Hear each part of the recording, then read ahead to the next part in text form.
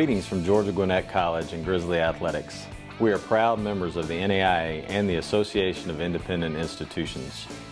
We inspire our student athletes through the core values of Grizzly Athletics: sportsmanship, leadership, service, responsibility, and the pursuit of excellence. Our mission is to develop lifelong leaders of character through academic and athletic excellence. We hope you enjoy today's broadcast. To learn more about the Grizzlies, visit grizzlyathletics.com. Go Grizzlies! As a member of the NAIA, Georgia Gwinnett College is responsible for the actions of its coaches, student athletes, faculty and staff, fans, boosters, and alumni. We are committed to the principle of institutional control and operate our athletics program in a manner consistent with the letter and spirit of the NAIA and Georgia Gwinnett College. We expect our student athletes to be model students in the classroom by offering academic support services in a variety of ways throughout their collegiate career. From study halls and tutoring to mentoring and personal growth and development training, GGC puts academic success at the forefront of our mission. Go Grizzlies! Are you tracking the very latest with Grizzly Athletics? Stay up to date by following Grizzly Athletics on Twitter, Facebook, and Instagram. You can join the conversation by using the hashtag Grizzly Athletics all season long. And as always, catch all the recaps, stats, and news on grizzlyathletics.com. Don't be left out. Follow all the latest with Grizzly Athletics online. The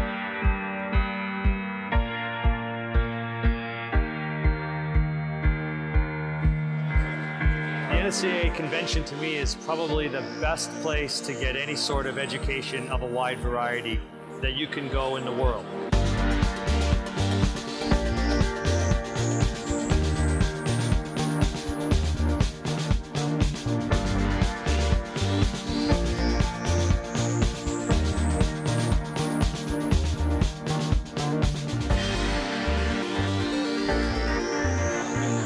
Always nice to see who you wander across in the hallways, might have a quick word with. So I think it's exciting to meet youth coaches and high school coaches and even college coaches who are all really passionate about the sport. It's a learning experience. I think it's invaluable both from a coach standpoint and from an administrative standpoint.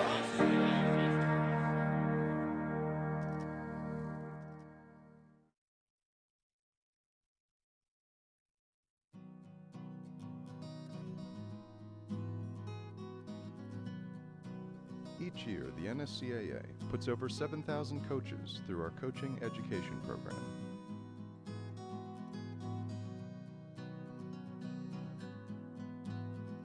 Youth, high school, and college coaches at all levels participate in the diploma courses.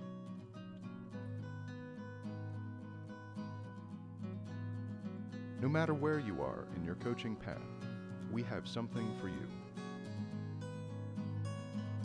Join your peers and get educated. Better coaching, better players, better game. NSCAA Coaching Academy. Improving soccer, one coach at a time. Register today at nscaa.com/education.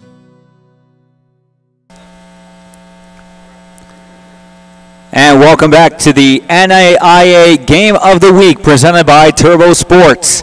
This Sunday afternoon, Game 2 of a doubleheader coming to you from Lawrenceville, Georgia. The Georgia Gwinnett Grizzlies and the Northwood Seahawks in this women's NAIA encounter. Two teams that want to make a couple of bright streaks here this early in the season. Georgia Gwinnett coming into this game 4-3 on the year, while Northwood, they were ranked 4th in the NAIA coaches preseason poll. They have gotten off to a rocky start. 2 wins, 4 losses, and 2 draws so far this year. Earlier today, I was able to speak with both head coaches, and let's take a look at those videos now. This is with Dominic Martelli from Georgia Gwinnett and Matt Dunn from Northwood. Again, welcome to the 2014 NSCAA Game of the Week presented by Turbo Sports. Sunday afternoon showdown here at the Grizzly Soccer Complex. It's the Georgia Gwinnett Lady Grizzlies and the Northwood Lady Seahawks. I'm Matt Digby, joined now by Georgia Gwinnett head coach Dominic Martelli in his 3rd season. And coach, you guys are coming off a great 6-0 win over Milligan. Was it really one of those games where everything that could go right for you did go right? I think I think it was, and we've had a couple of those games. The ones that we've won have gone really, really in our favor, and that's really what we want to project every game now moving forward. When we do our job, when we do the things that we do well, things do go into place and fall into place and go in our favor. And this is going to be your first home game in a very long time, if not the entire season. You did start a lot of your season contests on the road. What is the atmosphere like, the fact that you're going to be back here in Lawrenceville for this matchup? Well, there's so many positives when you do go on the road, but for us to play the quality teams that were on our schedule, we had to go on the road.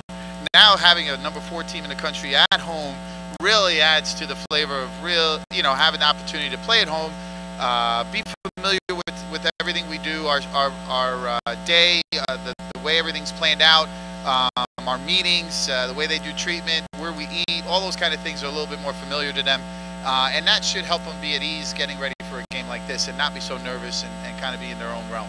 And looking forward down the rest of the season, you do have some days off after this game before your next matchup. What's kind of the mentality? Just take it one game at a time? Yes, I mean, when you look at most very competitive women's soccer schedules, the front half of the season usually is pretty heavy. A lot of tournaments, a lot of Friday, Saturday games. Moving forward, now everybody gets into their conference schedule and things get planned out a little bit more separated. In our case, we don't have a conference, so we're just finding as many games as we can. But when we look at the strength of schedule, we still have some ranked teams ahead of us, and hopefully we can prepare them a little bit easier. Those one game a weekends will really fall into place.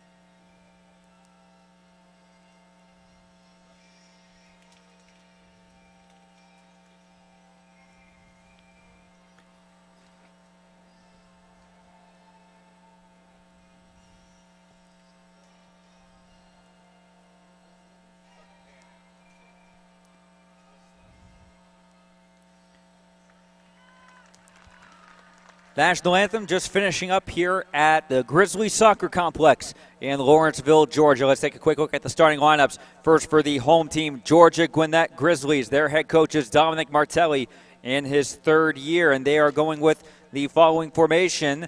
The outfield players, number 5, a senior defender / forward from Dublin, Ireland, Andrea Creevy.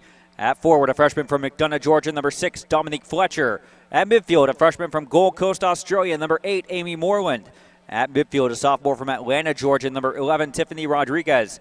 At defender, a junior from Lawrenceville, Georgia, number 13, Melissa Lay. At midfield, a sophomore from Conyers, Georgia, number 16, Hannah Engelbrocht.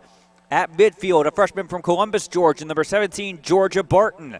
At defense, a junior from Lilburn, Georgia, number 18, Leslie Griswold. And at midfield, a senior from Värmdö, Sweden, number 19, Sarah Lindell. And at forward, a junior from Snellville, Georgia, number 27, Mary Vernetti. Starting goalkeeper for the Grizzlies is a senior from Hiram, Georgia, number 1, Alex Hayes.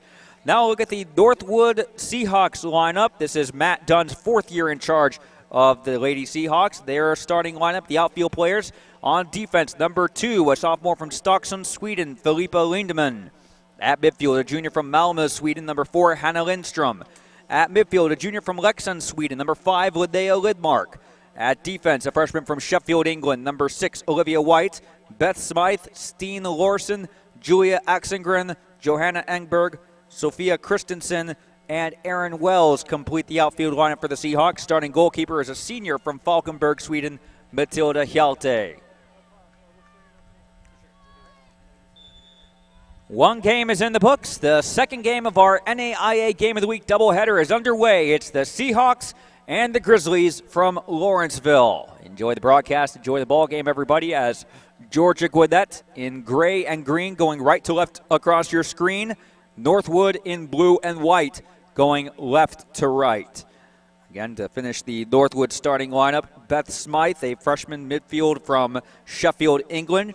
On defense, a senior from Brabrand, Denmark, number 9, Stine Larsen. At midfield, a freshman from Galstad, Sweden, number 10, Julia Axengren. At forward, a sophomore from Stockholm, Sweden, number 12, Johanna Engberg. On defense, a junior from Vastera, Sweden, number 15, Sophia Christensen. And at forward, a senior from Inverness, Florida, number 22, Erin Wells.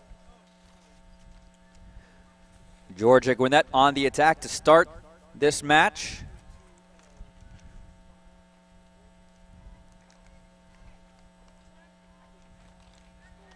Has two teams, one featuring a lot of home state players, another looking to Europe for the majority of their roster.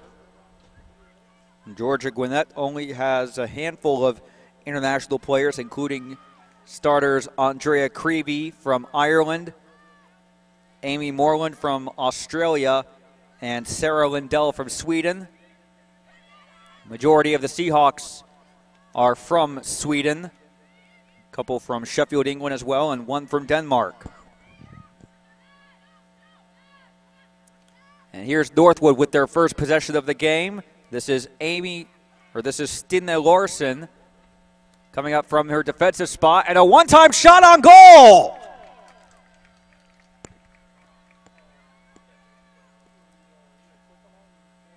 In the second and a one-time shot on goal! Northwood, their first opportunity on goal, and a shot directed past Alex Hayes into the net, and the Lady Seahawks are on top, 1-0.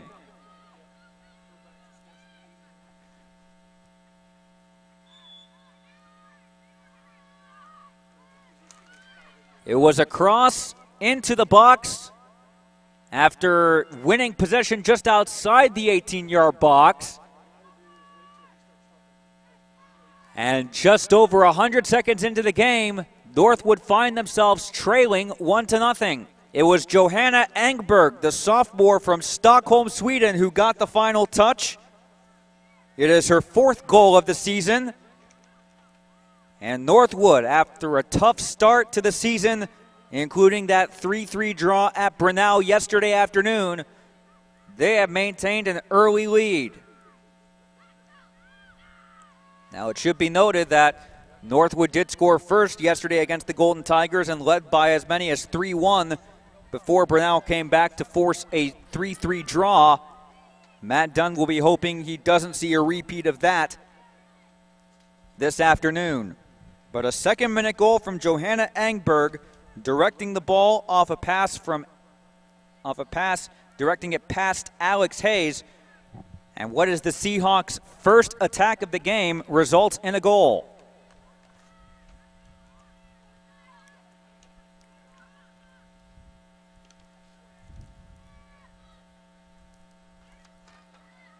And coming up at halftime, we will have that interview with Northwood head coach Matt Dunn.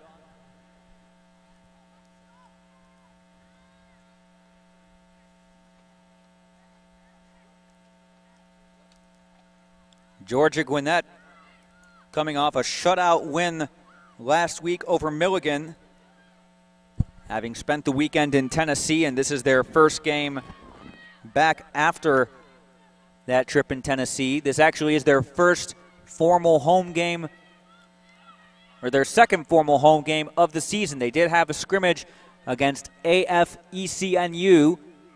They opened the season formally with a 3-2 loss to Faulkner, but since then it's been 6 games on the road. Wins at South Carolina Beaufort, SCAD Savannah, losses on the road to Mobile and at William Carey. That game was played at a neutral site in Mobile. And then 2 wins in Elizabethton, Tennessee against Montreat, North Carolina, and Milligan. So they are back home hosting the Northwood Seahawks. They were ranked 4th in the NAIA coaches preseason poll. Not sure they will stay that way after a 4-2 start to the season, but certainly a win here would put things in the right direction for Matt Dunn in his 4th year in charge of the squad. Georgia Gwinnett, meanwhile, they were receiving votes in the poll. They are 4-3 and coming off 2 straight wins in Tennessee over the weekend. Can they get their first home win of the season in their second home game?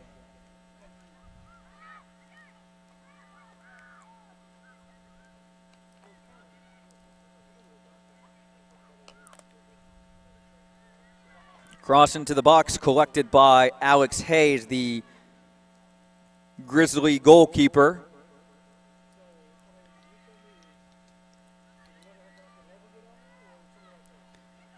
Northwood had a banner year in 2013, going 17-1-2 on the season. They made the semifinals of the NAIA National Championship, making it all the way to Orange Beach, Alabama, losing on penalties in a very heartbreaking fashion. They already have more losses in this first part of the season than they did all of 2013. But a chance to get back on track as the ball headed goalward by Aaron Wells towards Larson and collected by Hayes. So again, the starting goalkeepers for Northwood, number 1, Matilda Hjalte, a senior from Falkenberg, Sweden. And for Georgia Gwinnett, we've called her name several times already, Alex Hayes, a senior from Hiram, Georgia. Her first action was to pick the ball out of the net after the 4th goal of the season from Johanna Engberg. She scored yesterday against Brunel, and she scored one today in the 2nd minute. We're now in the 7th.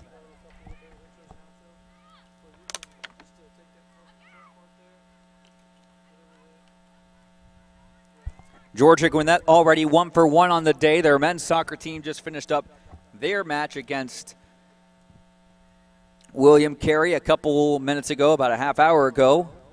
They were victorious 2-0 with goals inside the first 15 minutes from Jamie King.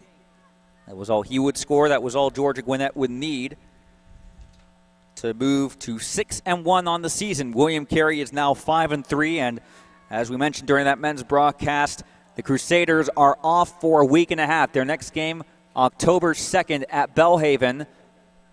Georgia Gwinnett will be here at Lawrenceville for a game on Saturday the 27th against Shorter.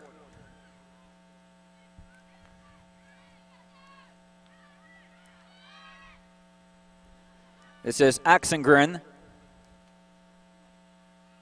poked away by a Georgia Gwinnett player who's slow to get to her feet after that challenge.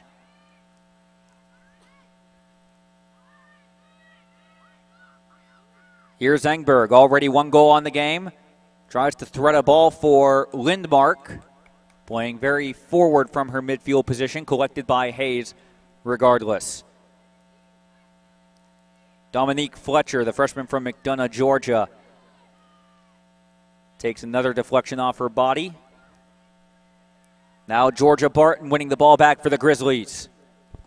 And the pass reaches inside the 18-yard box, but standing right at the edge is Hjalte, her first touch of the ball. Foul in the field of play. Out for a Northwood free kick.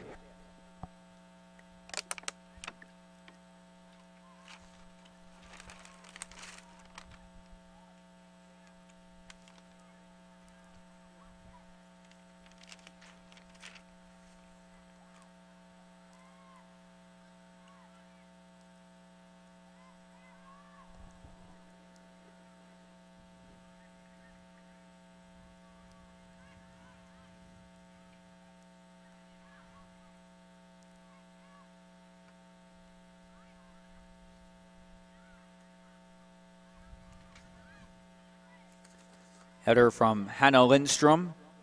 A lot of Swedes, as mentioned earlier, on the Northwood squad. Matilda Hjalte, Filippa Lindman, Louise Anderson, Hanna Lindstrom, Linnea Ledmark, Julia Axengren, Emma Larson, Johanna Engberg, Sophia Christensen, Elin Olsen, Sarah Lee Cernhende, and Felicia Siddell. There is 1 Swede on the Georgia Gwinnett roster, Sarah Lindell, a senior from Värmdö. As a long-range effort, always rising away from the near post from Julia Axengren, the freshman from Gallstad, Sweden.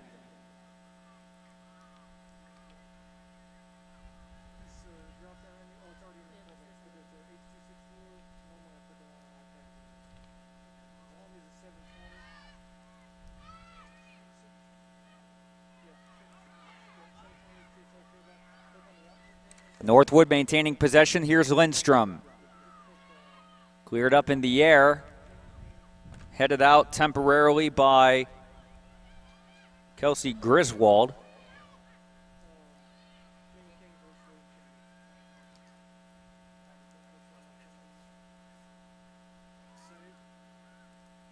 Now Gwinnett trying to build an offensive attack, and a free kick awarded after a push in the back on Sofia Christensen, the defender from Västerås, Sweden. Here's a free kick for the Grizzlies. Will be taken by Kelsey Griswold, the junior from Lilburn, Georgia.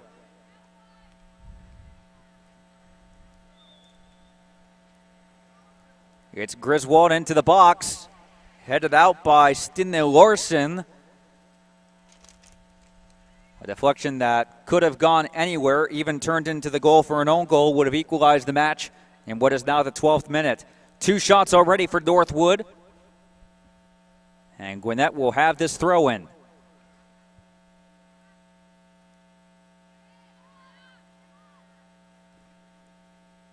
Here's Amy Moreland, losing possession to Northwood. Engberg. Now Wells. Engberg again.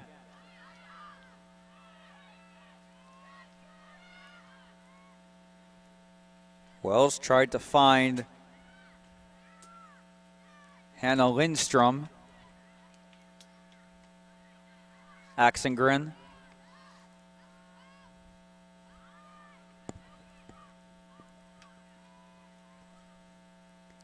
Rodriguez with the clearance past midfield, out of bounds for a throw-in. Those of you new to college soccer, clock counts down from 45, stoppages for goals, injuries, and serious fouls, the kind that result in yellow cards or more. We did see a red card in our first game, our men's game earlier today, when Mohamed Degeb was sent off with just under 2 minutes remaining in regulation time. The sophomore forward for William Carey.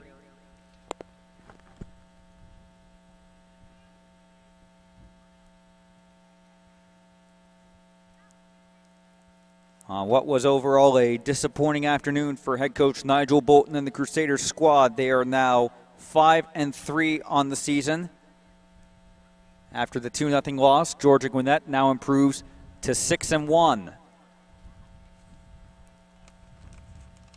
But here are the Grizzlies on the women's side looking for their 3rd straight win, but they will need to come from behind to do so, trailing 1-0 after a second-minute goal from Johanna Engberg. We've played nearly a quarter of an hour.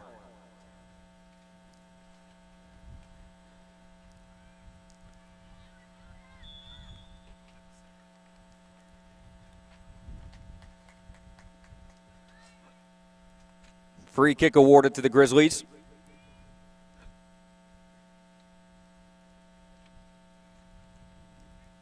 It will be Griswold to take.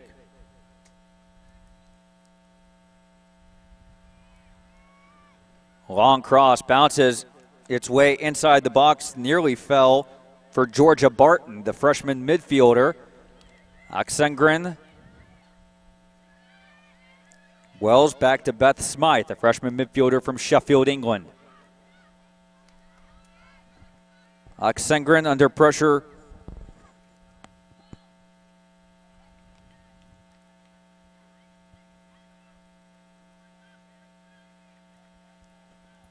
From Hannah Engelbrock.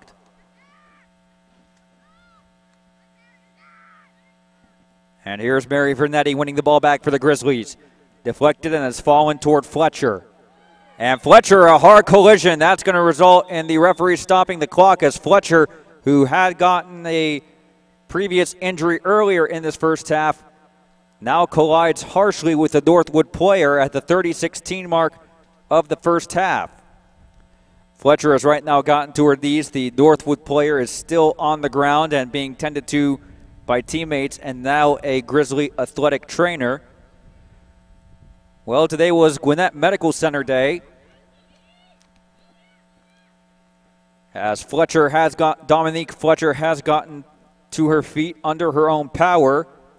And Matt Dunn is now being called out, instructing his junior midfielder, Linnea Lindmark, to get a drink of water. And that's a good idea just 15 minutes into this game, as it's been relatively hot. We've been in the mid to high 80s this afternoon.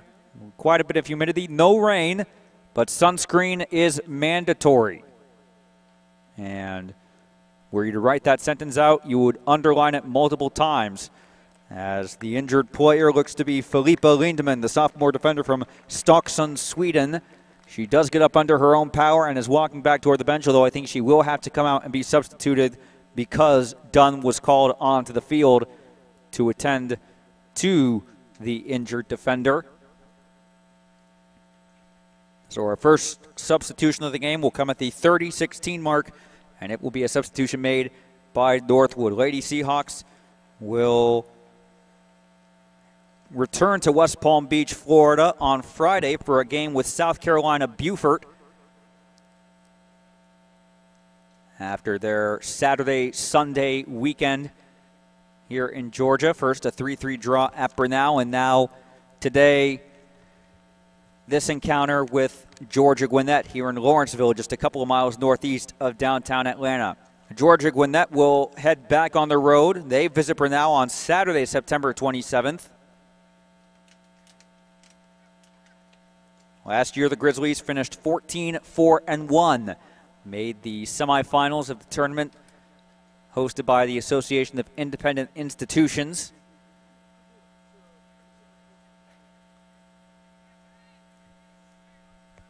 Grizzlies' leading scorer, Mary Verdetti, has 6 goals, averaging 1 a game. She has not played in one of the 7 contests. She did start today.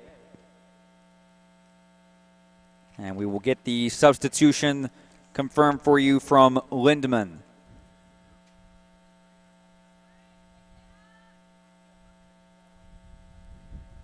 Free kick will be awarded to Northwood after the collision, and in an act of good sportsmanship, it looks like Aaron Wells is going to simply kick the ball back to goalkeeper Alex Hayes. As Lindemann now heading over to the Georgia Gwinnett bench so she can receive the proper medical treatment.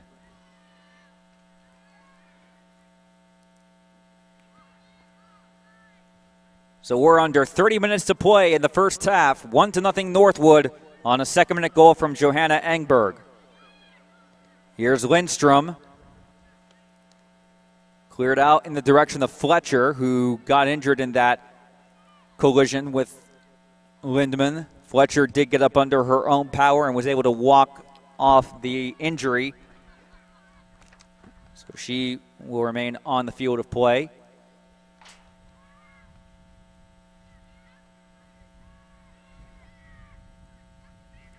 Cross intended for Wells, cleared by Griswold. Headed back by Axengren.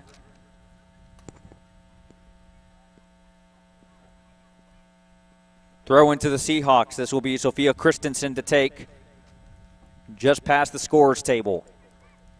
Apart from the humidity, a beautiful day here in Lawrenceville, Georgia. A lot of fans in attendance. Very nice. A new facility here. As were you tuning into the men's game, you heard my interview with the athletics director, Dr. Darren Wilson, at halftime. Brand new facilities for a brand new athletics program, offering 3 sports for each gender. Soccer for both men and women, tennis for both men and women, and then baseball, softball. And already they have claimed several NAIA national championships. And here's Mary Vernetti entering the box, trying to get across for Fletcher! A 17th minute response. Mary Vernetti, the player who has led the Grizzlies in scoring in the early part of the season, this time she's the provider. Dominique Fletcher, the freshman from McDonough, Georgia, has equalized this match with 28-17 to play in the first half. It was a chip pass on the left side of the box. Vernetti was the only player in the vicinity, and I do mean only player. Across through two Seahawk defenders. Fletcher was just waiting to squeeze that in between the near post and goalkeeper Hjalte. And we are all level at 1, just like Northwood back in the second minute. Georgia Gwinnett's first shot on target results in their first goal of the game, and we're tied at 1 in the 18th minute.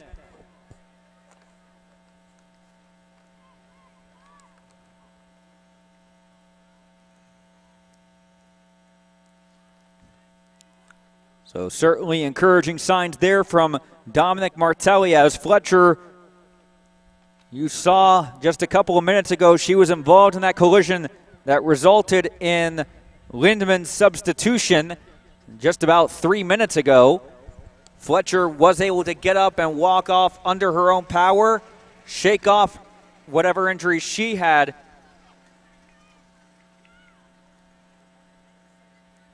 Attained. And now she is the game equalizer for the Grizzlies. Wells, unorthodox pass, but it finds her teammate Engberg, who loses the ball poked away from behind. Here's Vernetti.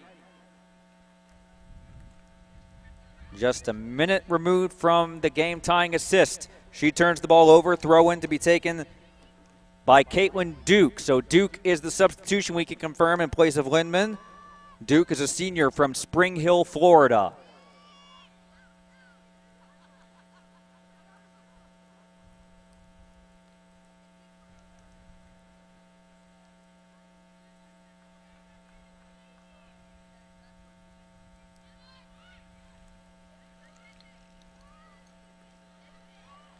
Looked like Moreland may have been fouled from behind, and another foul closer to the goal. Fletcher goes down, wins another free kick for Georgia Gwinnett.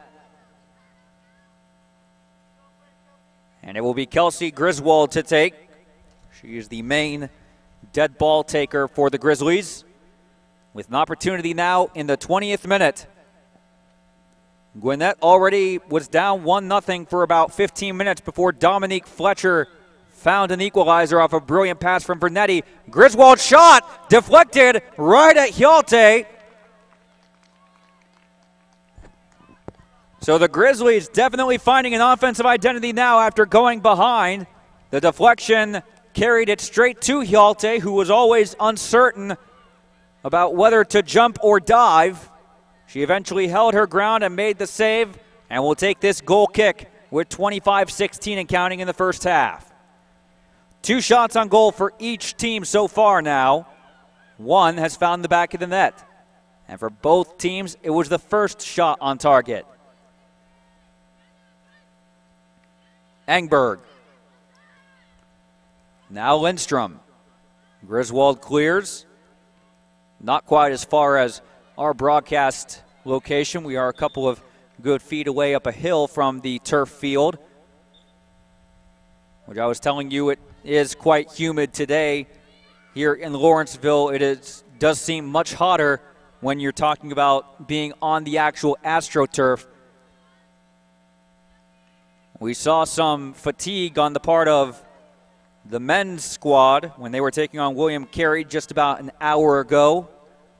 That fatigue surely came into play, and the ability to lose temper at a quicker rate certainly showed itself in the very final minutes of the game with the red card to Mohamed Degeb, an instance where cooler heads eventually prevailed, but not before a yellow card to Samuel Gomes and a red card to Degeb.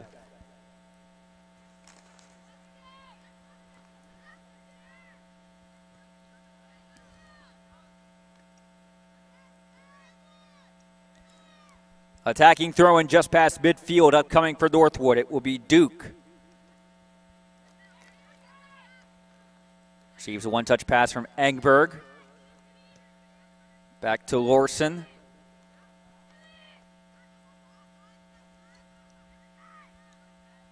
Engberg with now 4 goals on the season. She has 2 this weekend alone.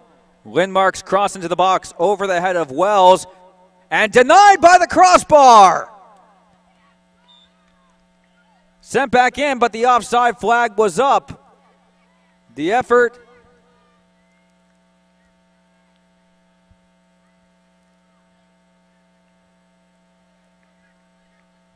came from Aaron Wells, denied by the crossbar.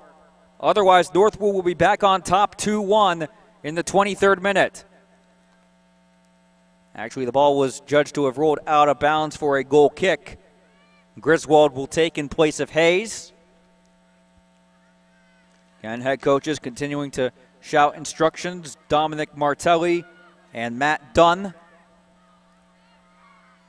Here is Wells with her sleeves rolled up to her shoulders, taking an ambitious effort from about 30 yards, easily claimed on a bounce by Hayes.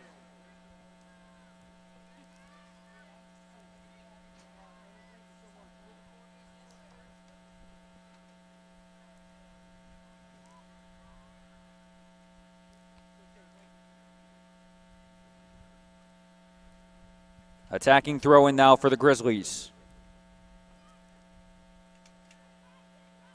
Right in front of the Northwood bench, you see the substitutes already drinking the Gatorade, trying to stay hydrated, something that is so important, whether you're playing or spectating, to stay hydrated, especially in these kinds of humid environments. Christensen.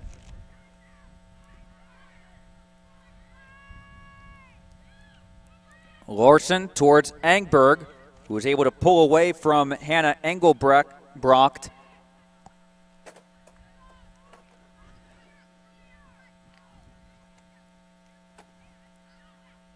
Throw in for Northwood. Engberg again. One-on-one with Griswold. Good effort by the defender to stand her ground, win the ball back cleanly. Here's Fletcher, who equalized just a couple of minutes ago.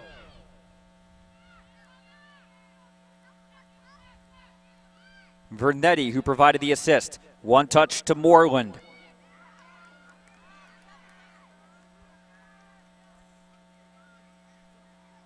Cross into the box in the direction of Fletcher. Out comes Hjalte to make the collection. But good offensive pace from the Gwinnett Grizzlies. That was Georgia Barton who started the cross out on the right wing.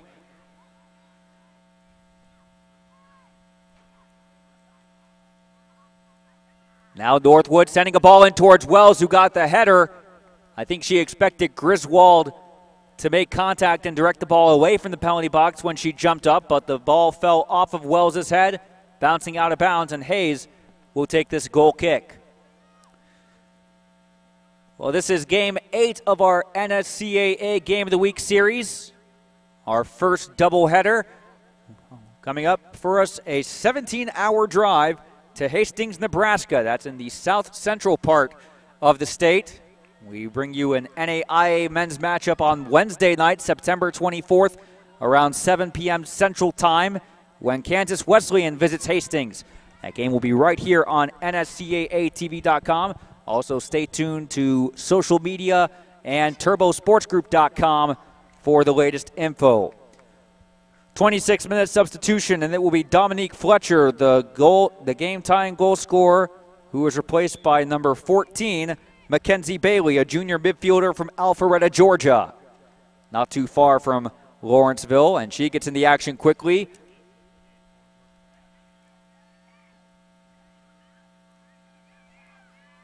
Here's Lindell.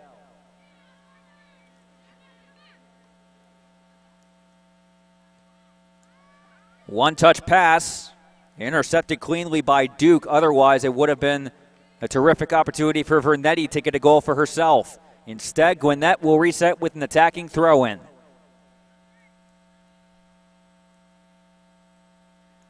Three shots on goal for the Seahawks in the first half, 2 for the Grizzlies. This is Vernetti. Left-footed cross, poked up in the air, but not out of play yet. Now headed out of the box toward Vernetti. Backheel passing him from Bailey and cleared by Stinne Lorsen.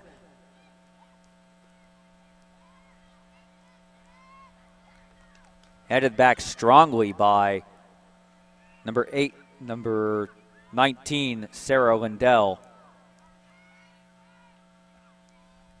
Now Northwood bringing the ball forward on the attack. Sliding it to Axengren. Wells turns it over. Engberg. Lindmark. Ambitious effort, but going wide of the near post and out of bounds. Hayes to take the goal kick.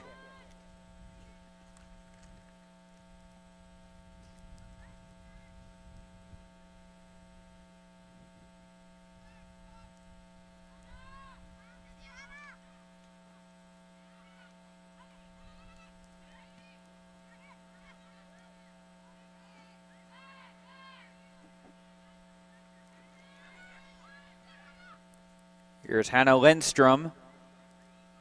Now Beth Smythe. Tried to set up a pass for Wells. It eventually fell right to Hannah Lindstrom. And a shot on target pushed over the crossbar by Alex Hayes. Very smart goalkeeping by the senior.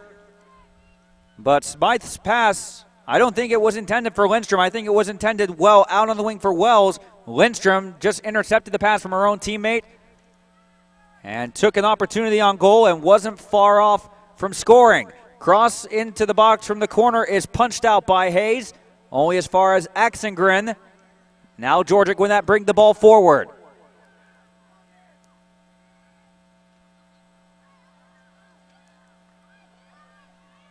That's now 4 shots on goal for Northwood.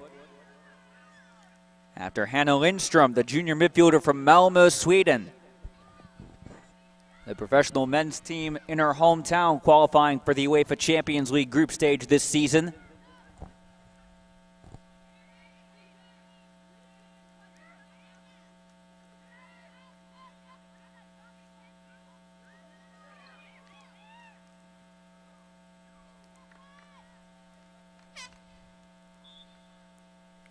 And a substitution coming from Georgia Gwinnett in what is now the 30th minute. It will be Sam Helmink, the freshman defensive midfielder hybrid from Buford, Georgia. And the Grizzlies are actually making a second substitution.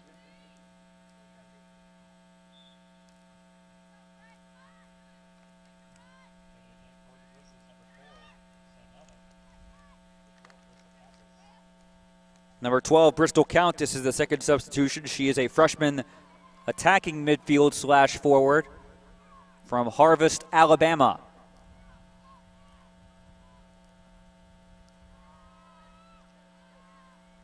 Hayes clears the ball out as far as Olivia White.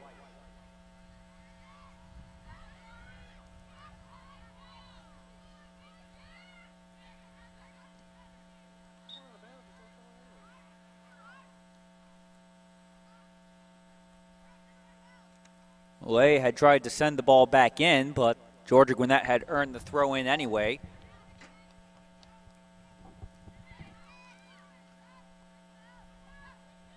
.14:30 and counting first half. 1-1 between the Grizzlies and the Seahawks. Northwood scored first in the second minute from Johanna Engberg. Dominique Fletcher equalized in the 17th minute off a cross from Mary Vernetti. Vernetti, the leading goal scorer for Georgia Gwinnett so far, 6 goals. She has appeared in now her 7th game today, averaging a goal a game.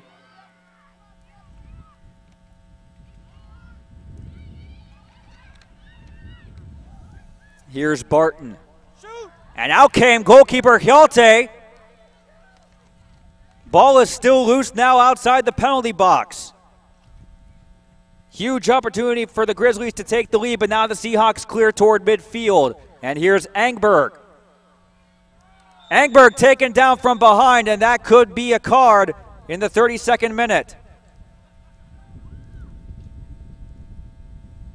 And the referee is calling for a stoppage of play That's the newly brought on substitute number 4, who has been shown the yellow card. It's Sam Helmink. So first booking comes in the 32nd minute after Helmink challenges Engberg from behind, and the free kick awarded to Northwood.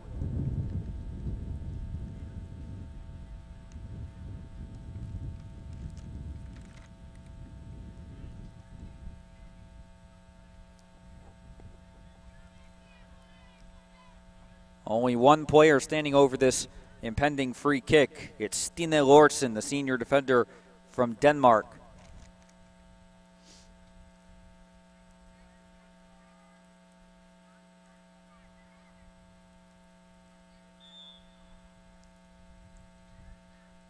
Lorsen fell to Hannah Lindstrom, cleared from behind by Griswold outside of the box, out for another Seahawk attacking throw-in.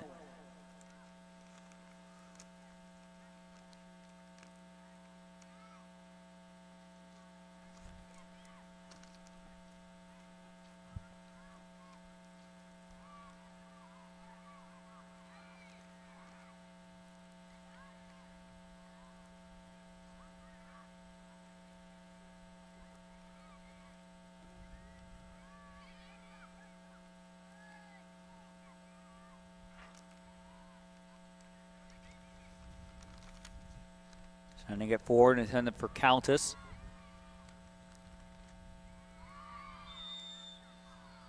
And now a hard challenge in the 33rd minute. Free kick awarded to Northwood. Collision there between Hannah Lindstrom and Sarah Lindell.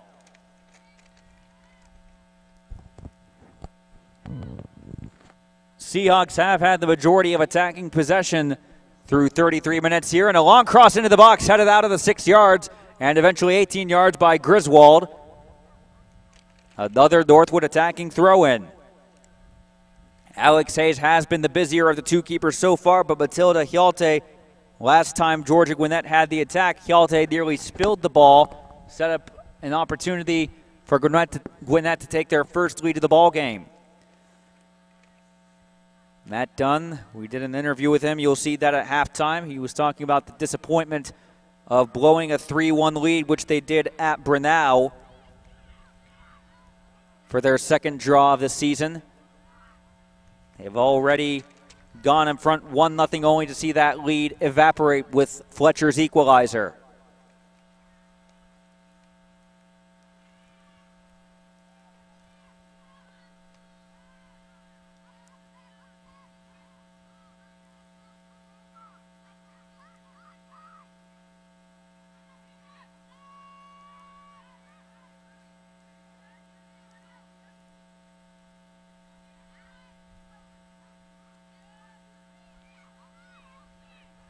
Here's Lindstrom.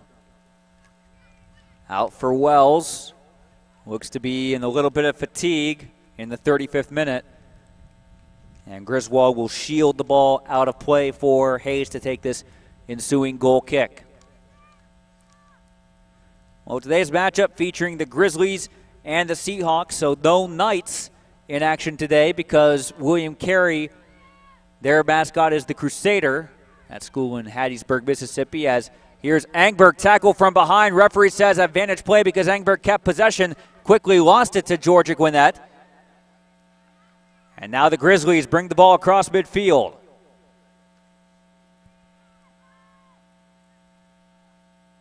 Coming up on the final 10 minutes of the first half.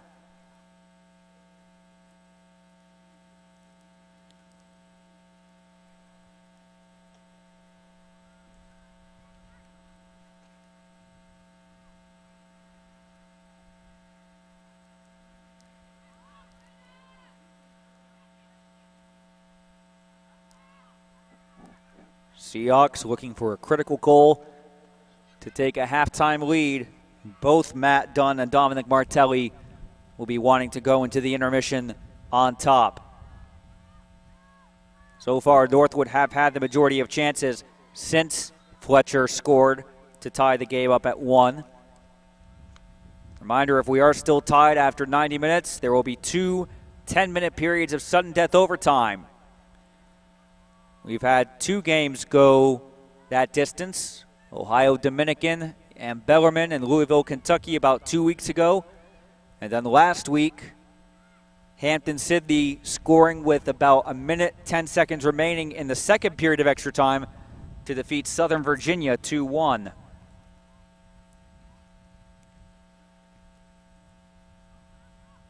Those were Division II and Division III matchups, respectively. But here's Aaron Wells, cleared away by Griswold.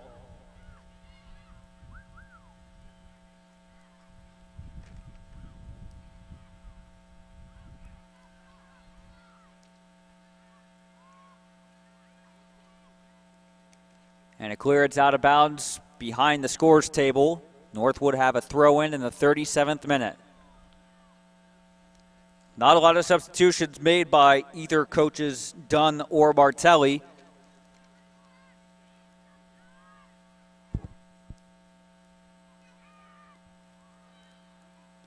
Here's Bailey. Back to Andrea Creevy.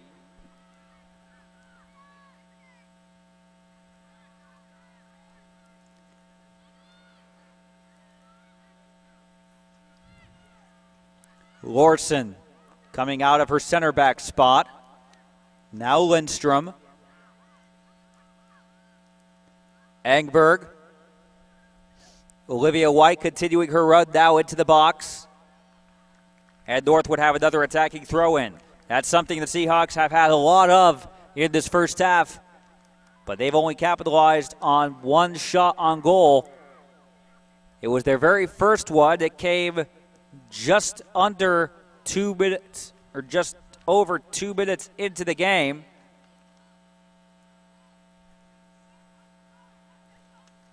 The Seahawks lead lasted about 15 minutes before Dominique Fletcher was able to place a cross from Vernetti past goalkeeper Matilda Hjalte, and another Seahawk free kick in the 39th minute.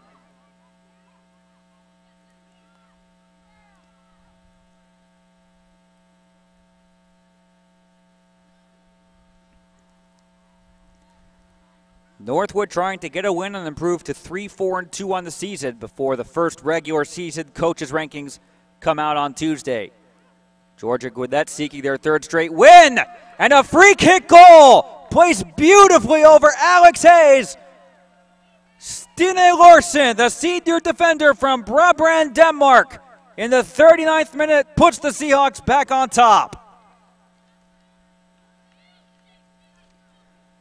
It crossed into the box. It was still on its way down inside the 6-yard box.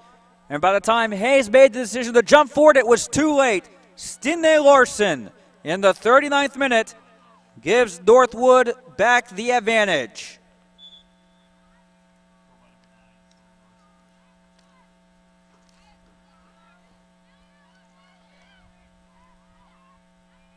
So 2 Scandinavians accounting for Northwood's goals this afternoon here in Lawrenceville. Engberg from Sweden and Lorson from Denmark. But now here's Georgia Gwinnett right outside the box. This is Amy Moreland. Pushed Christensen away. Foul on Georgia Gwinnett. And here's Lorson taking the ensuing free kick. Just under 6 minutes to play in the first half now.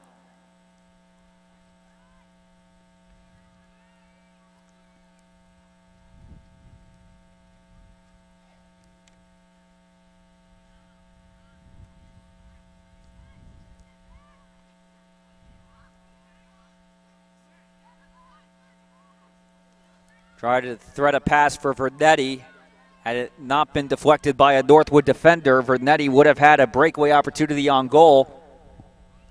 Here's Griswold. Was last to touch before the ball drifted out of bounds. Northwood will have their 2nd corner of the game. It will be taken by Linnea Lindmark, the junior from Leksand, Sweden.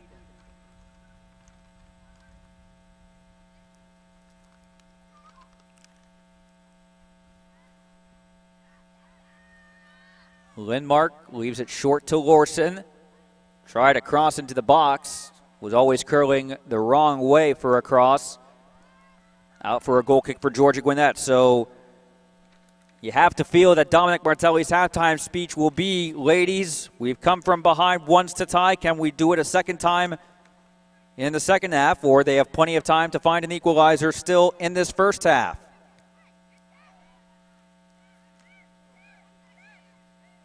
Grizzlies on a 2-game winning streak, winning both their games at an invitational in Elizabethton, Tennessee last weekend. They beat Milligan 6-0 in their final game in what was a true road contest in the Volunteer State.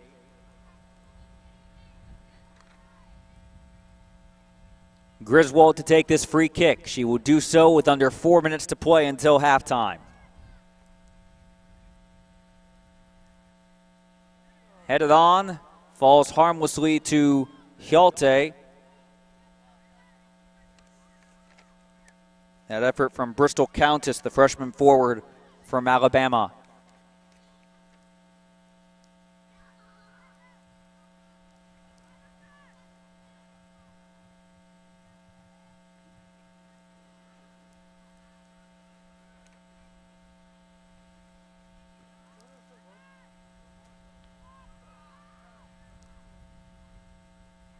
Here's Engberg, open the scoring, back in the 2nd minute. And trying to keep the ball in play, will do so is Caitlin Duke. Actually, she was unable to do so. Hayes will take this goal kick for Georgia Gwinnett.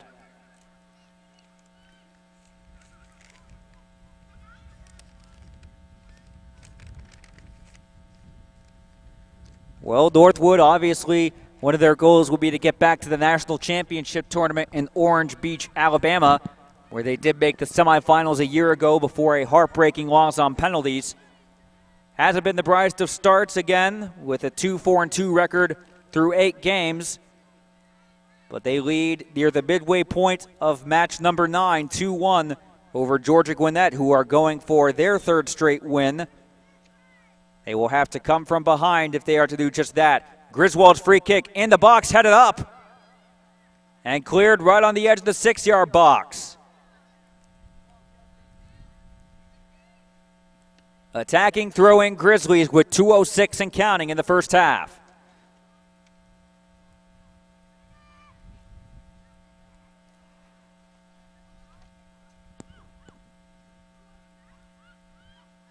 Taken by Lay. Pass headed out towards Duke.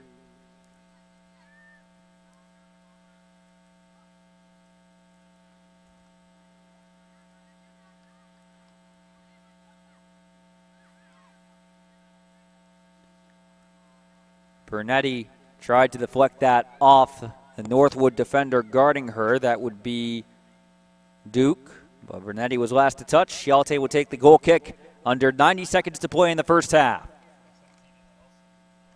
Elin Olsen making her first appearance in the match, a sophomore midfielder from Dalby, Sweden. Here's Hjalte to take this goal kick. Just over 60 seconds remaining until intermission.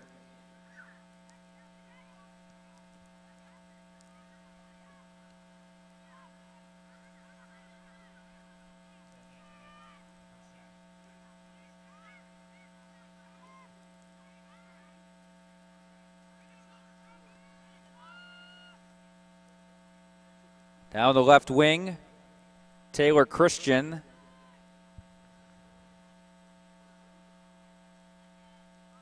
Unable to keep the ball in play. Christian came on as a substitute earlier, a freshman defender from Hernando, Florida. 25 seconds in the first half and counting.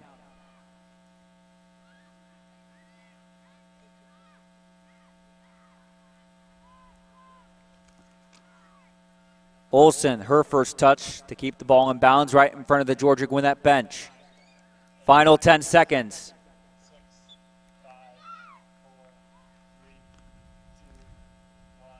So an eventful first half here in the second match of this doubleheader from the Grizzly Soccer Complex in Lawrenceville, Georgia. It only took 2 minutes for Johanna Engberg to find the back of the net for her 4th goal of the season. Then Dominique Fletcher found an equalizer 15 minutes later.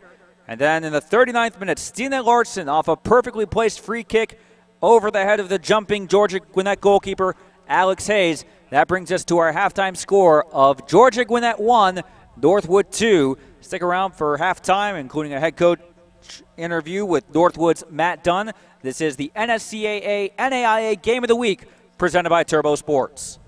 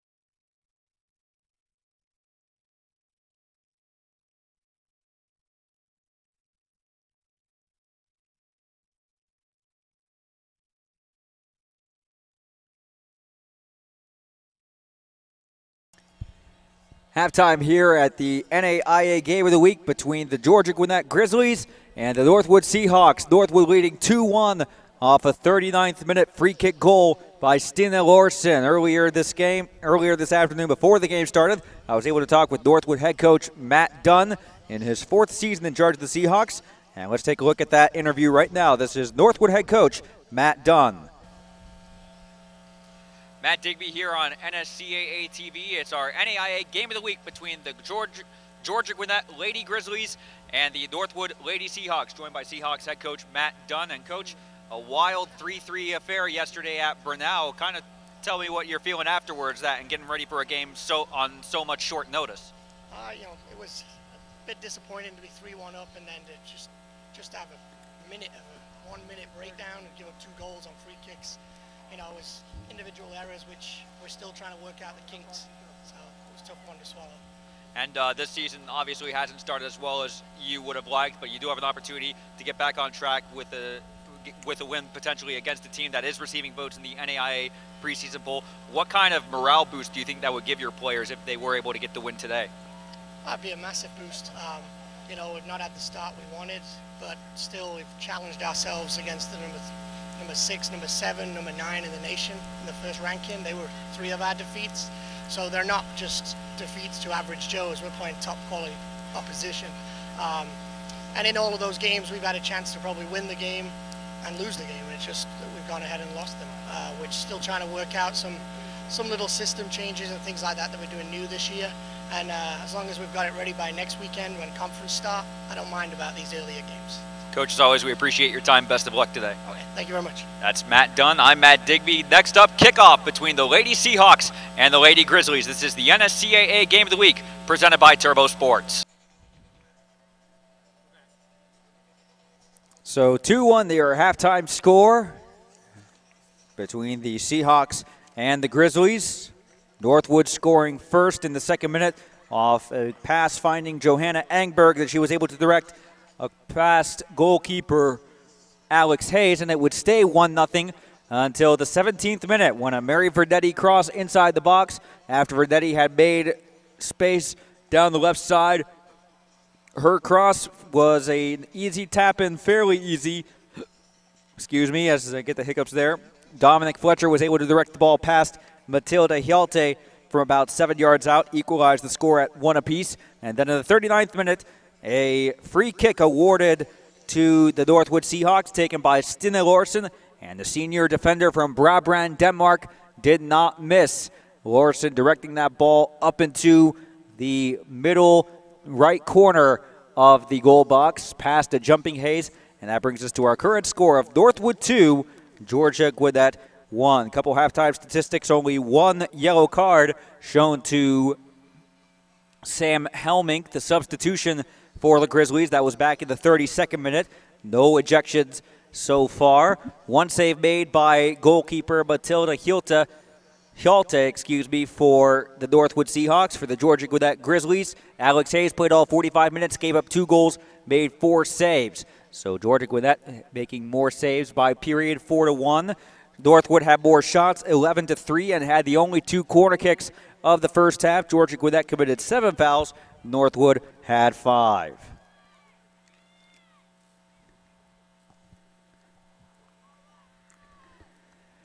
Northwood kicking off in blue, going right to left across your screen. Georgia Gwinnett in gray and green.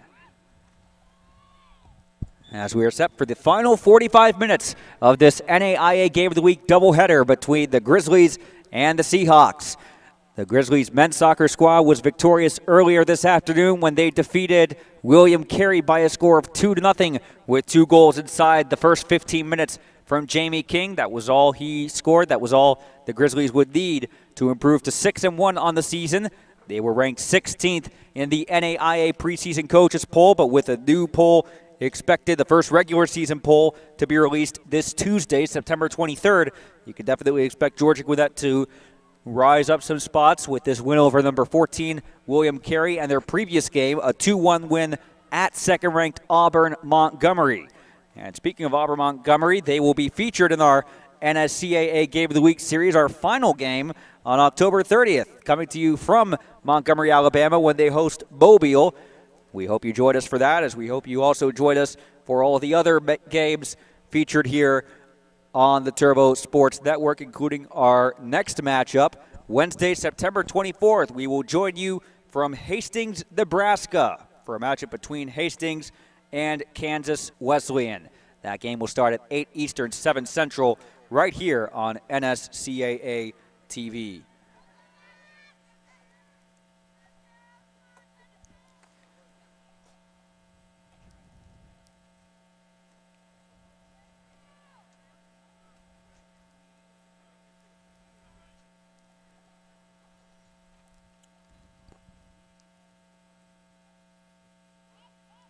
Dominic Martelli did make a halftime substitution in goal for the Grizzlies.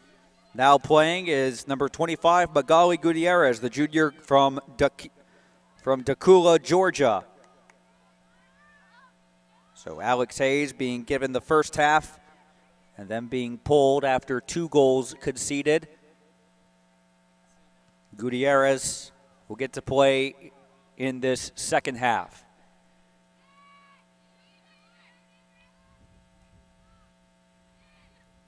Sun starting to set here in Lawrenceville, Georgia, just shy of 4:30 p.m. on the East Coast. A beautiful Sunday afternoon, a couple miles northeast of downtown Atlanta.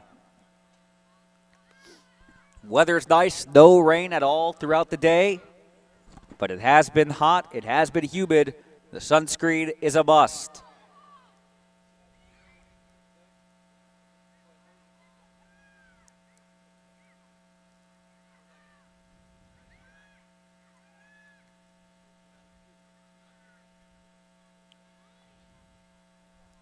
Cross into the box, headed out by Kelsey Griswold, only as far as Hannah Lindstrom.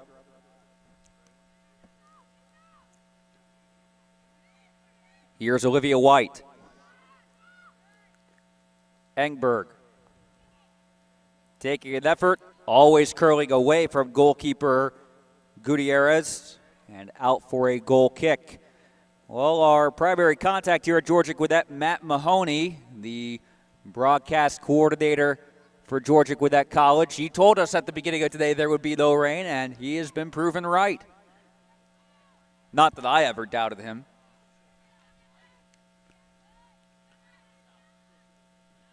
There were a couple clouds that maybe suggested, but yeah, very hot has been the key word throughout the day, humid. Here's Aaron Wells, losing possession out of bounds. Goal kick taken by Gutierrez. 50th minute, 2-1. Northwood leads Georgia Gwinnett. Grizzlies have already come from behind once to equalize. They will need to do so again if they are to force extra time or to set up a come-from-behind win in regulation.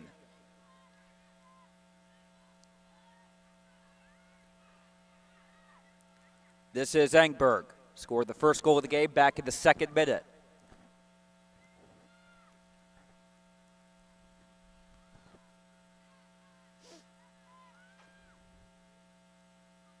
Headed into the box, cleared out by Grizzlies defense. And following up with that clearance was Bethany Johnson, sophomore from Gainesville, Georgia. Excuse me, that was Tiffany Rodriguez, actually, number 11.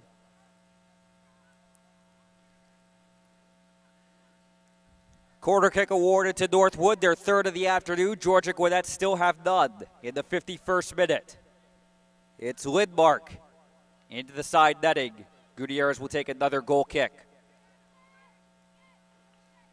Well, if this is your first NSCAA game of the week, we have a quick recap of the previous 7 we've done. We started this journey in Charleston, Virginia, a Division II matchup between Charleston and Gannon, which the Golden Eagles ran away with over the Gannon Golden Knights by a final score of 6-0.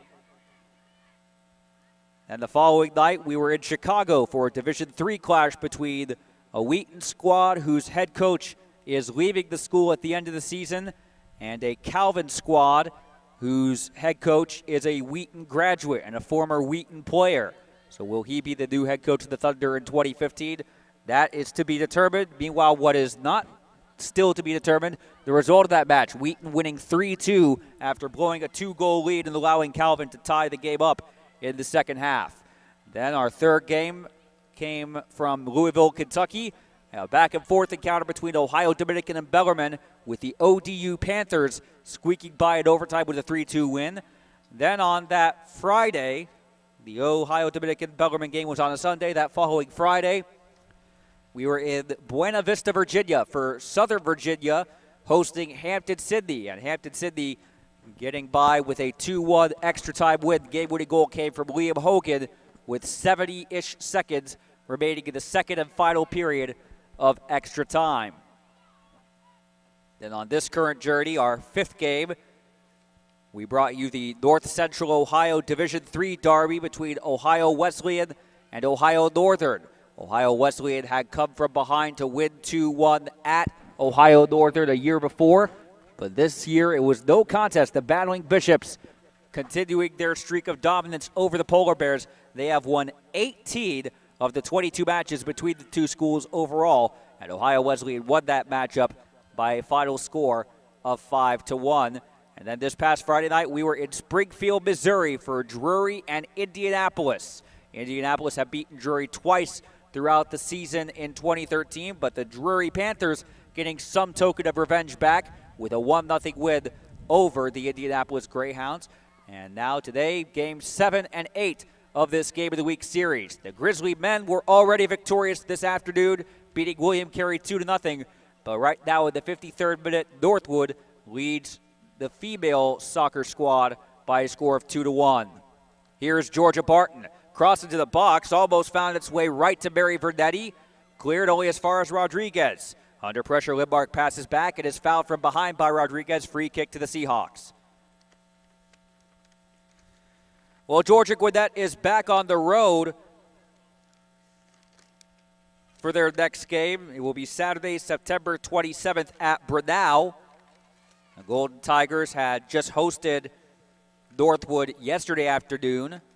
The Seahawks had a 3-1 lead, cut to 3-3, and both teams would later pick up a draw, 3-3, in what was a thrilling encounter. But as you saw from Matt Dunn's halftime interview, not the kind of scenario he would want to revisit just 24 hours later. But you do have to wonder, with the humidity and the heat of the temperature throughout the afternoon, and the fact that this game is being played on a turf surface, which I was walking on the field before the pitch before the game started, it does seem a lot hotter on the turf than it does from our broadcast location. We are up the hill just behind the bleachers.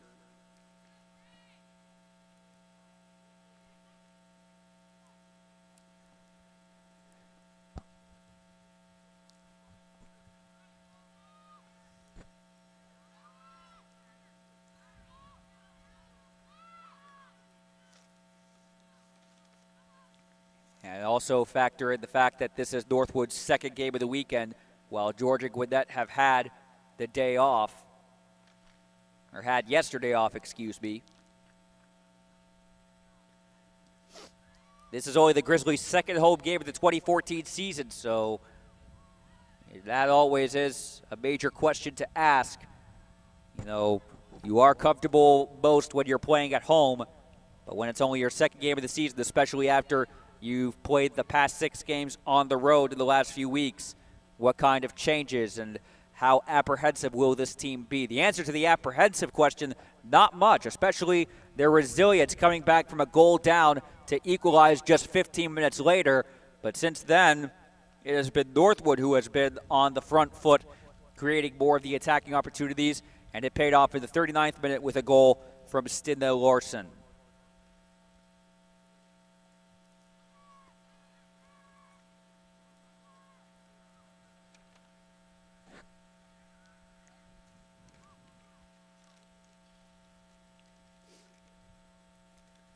Throw into Northwood in the 56th minute.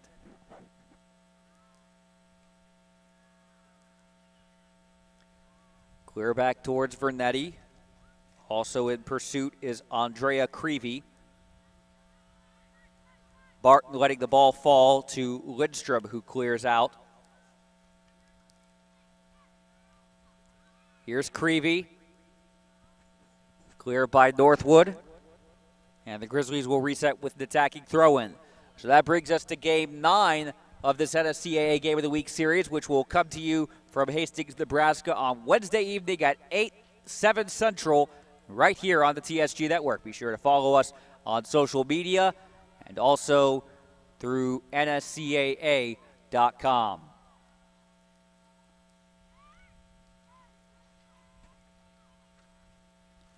Here's Axengren. Egberg. Lorson towards Egberg, guarded from behind by Griswold. Lays it off for Wells, running down the left side. Has two Seahawk attackers waiting in the box. Awkward touch off Linnea Lindmark. And a follow-up effort headed wide to the far post. That was from Egberg. Gutierrez will take the ensuing goal kick. Turbo Sports is the official video streaming production company of the NSCAA Small College Game of the Week series. To purchase DVDs and game highlights, be sure to log on to our website, turbosportsgroup.com, TOURBEAU, all one word, all lowercase, turbosportsgroup.com.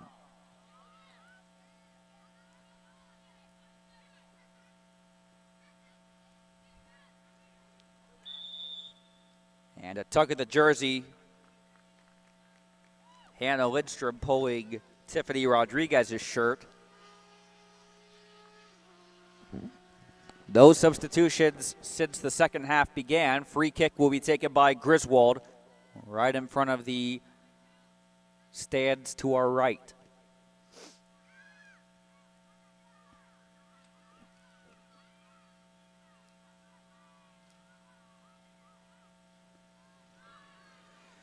Lidmark.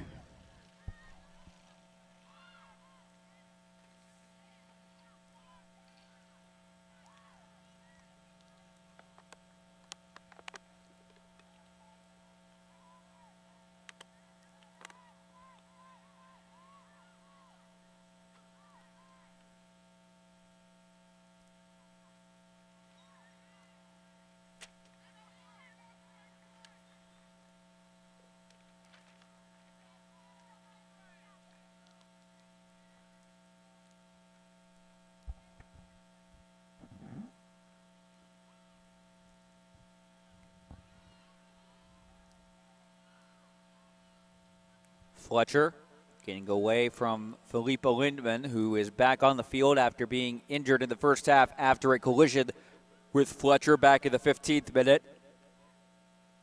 Beth Smythe.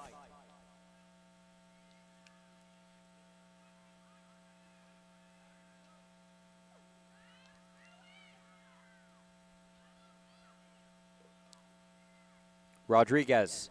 Under pressure from Egberg, an uncertain touch back to Gutierrez, who does clear past midfield in the direction of Vernetti, but sent back by Northwood, by Olivia White, towards Smythe.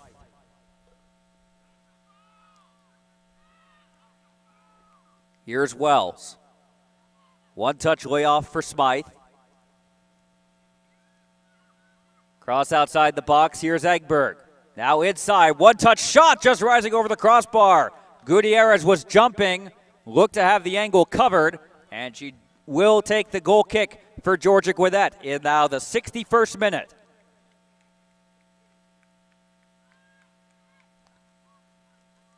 Four shots on target for the Seahawks with an hour played in this match, 2 for Georgia Gwinnett.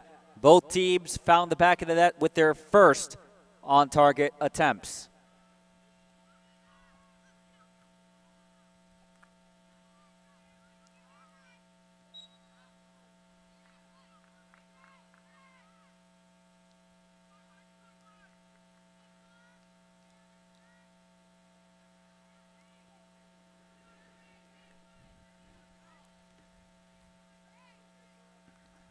Griswold. Towards Fletcher. Off the forward's shoulder.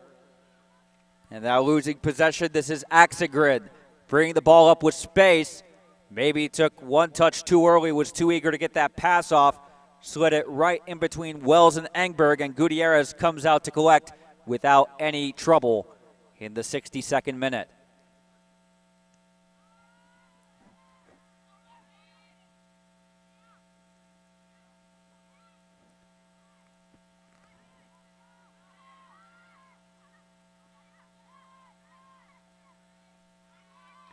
Here's Lidmark.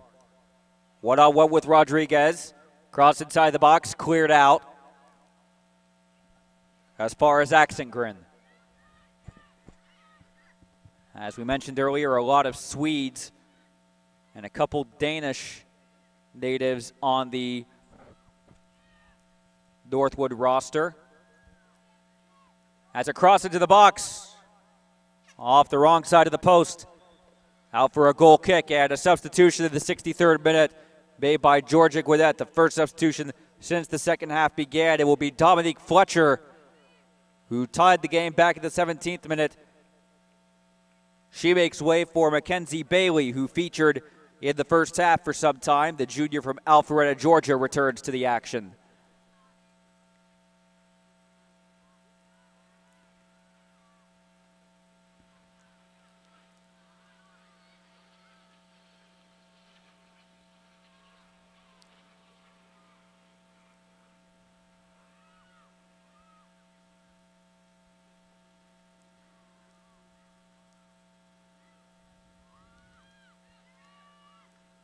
Cleared out by Christensen.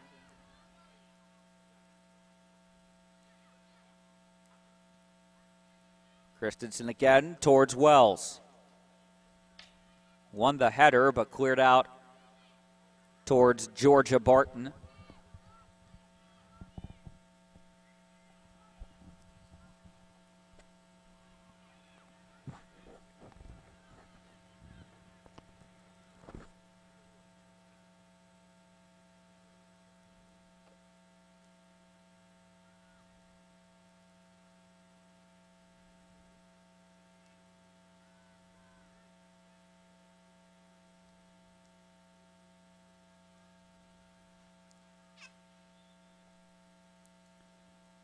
Another substitution made by Dominic Martelli in the 64th minute. Number 12, Bristol Countess, is back in for Georgia Gwinnett. As here's Olivia White providing a through ball for Engberg. Out comes Gutierrez. She collects from 7 yards out. Otherwise, Engberg had her second goal of the game, and that could have been the one to put this match away in favor of the Seahawks.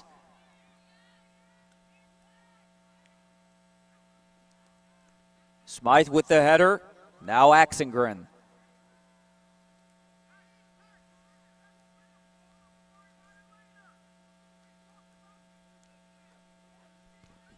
Martelli shouting his instructions. Matt Dunn, the Northwood head coach.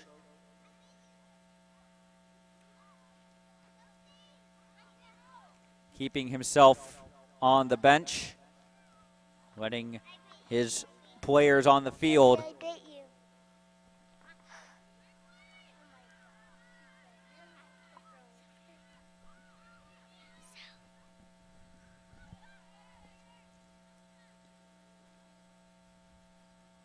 apologies there. Looks like some eager fans have found our field microphone.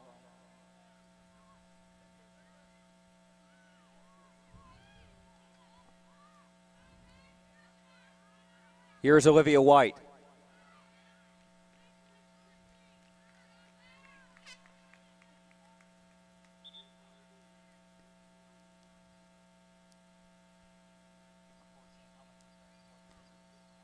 Sam Heldmink back in the game for Georgia Gwinnett. She picked up a yellow card back in the 32nd minute. So Dominic Martelli making the changes, trying to keep his players' legs fresh for the final 24 minutes and counting here in this match.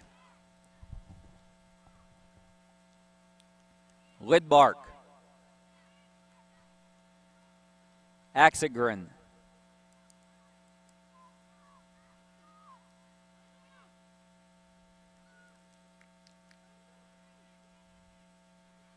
Pass almost intercepted by Lidstrom.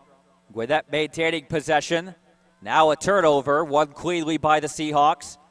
And the Grizzlies getting the ball right back.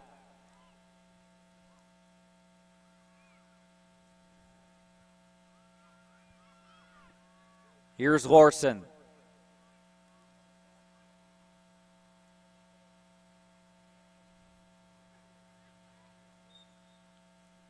Free kick awarded to Georgia Gwinnett.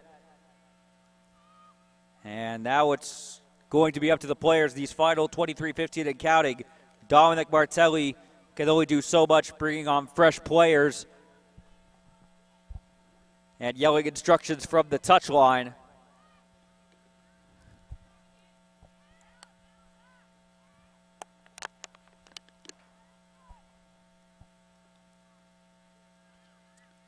The Grizzlies have come from behind once to equalize. They were down for 15 minutes before Dominique Fletcher found the back of the net. But right now, Fletcher is off. Here's Vernetti. Clean tackle outside of the box by Christensen. Vernetti maintains possession. Rodriguez, one-time cross in the 6-yard box, punched out by Hjalte. Her first touch of the ball of the second half. Falls right to Barton.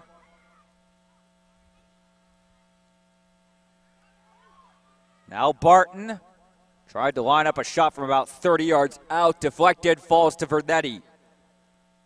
Trying to keep that goal-a-game average. She hasn't scored yet tonight, but she did get an assist on the equalizer back in the 17th minute. As right now, Stine Larson's 39th minute free kick is the difference. It's been about half an hour since then.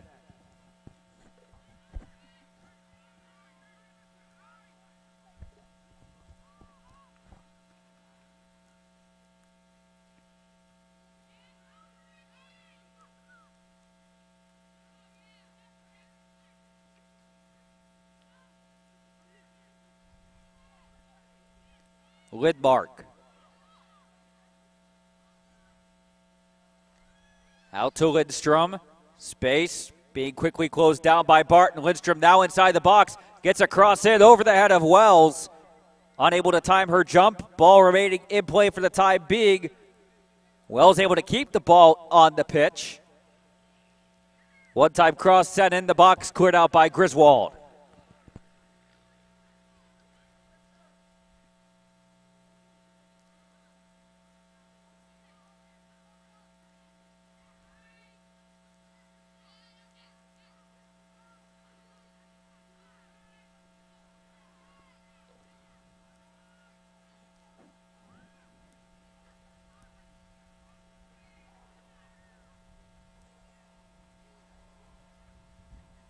Cleared up and out in front of the scorers table.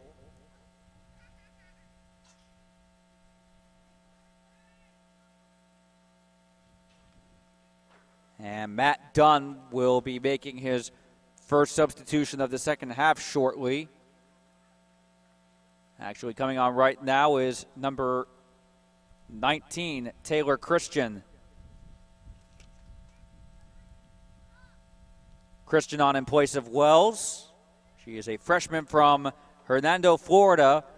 Largely plays in defense. She will come on to protect this 2-1 lead for the final 20 minutes of regulation time. Again, if Georgia Gwinnett do equalize before the clock hits 0, we will then head to 2 10-minute periods of sudden death overtime. We've had 2 games go to that sudden death phase of a match. One game being decided very early in the first period of extra time, one being decided very late in the second period.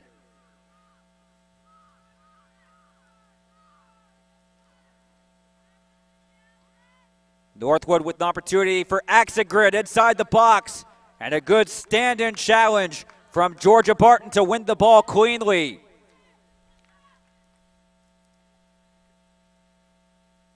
That is something that Gwinnett failed to do early in the game when Georgia Gwinnett was on defense, and Northwood with their very first attack on goal. Johanna Engberg finding the back of the net to put the Seahawks in front. Larson's free kick. Only a really fantastic save from Hayes would have kept that effort out. But here's a cross in towards Verdetti, and Hjalte almost spills. A collision between Hjalte and Olivia White and Mary Verdetti. All three players do get to their feet okay.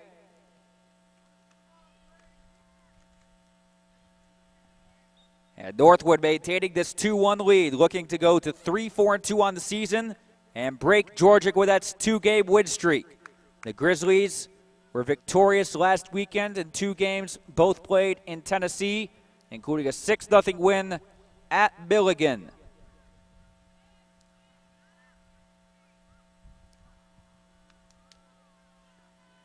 Through ball out on the wing, intended for Andrea Creevy. Too much pace for the forward from Dublin, Ireland.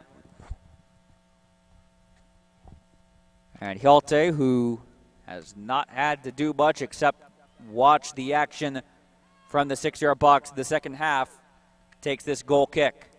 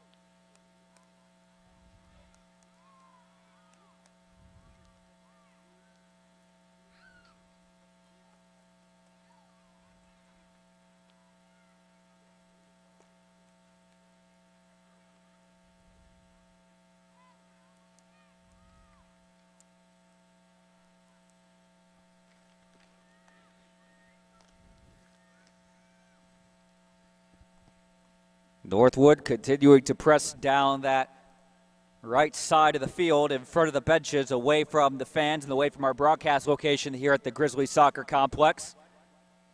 And now Georgia Gwinnett awarded the throw-in.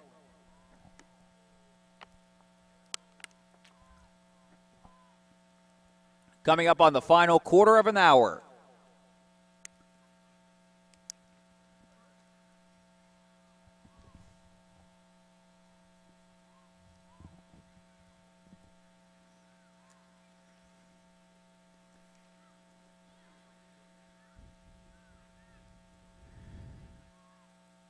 LIVESTREAM getting away from one defender. Now lost it. Clean challenge, says the referee, towards Creevy.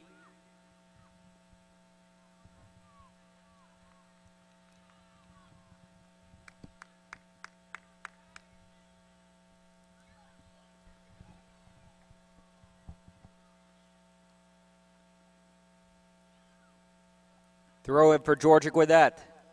They have a quarter hour to find an equalizer and possibly working in their favor. Remember, Northwood just had a game yesterday afternoon against Brunel, and it went a full 110 minutes, finishing in a 3-3 draw. Will that fatigue of having played an extra game this weekend set in the final 15 minutes? Throw in towards White.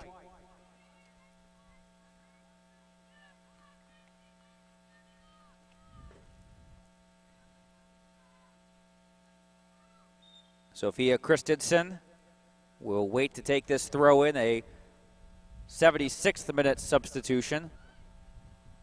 No substitution, just a correction on ball placement. Verdetti, push from behind, loses possession to Christensen.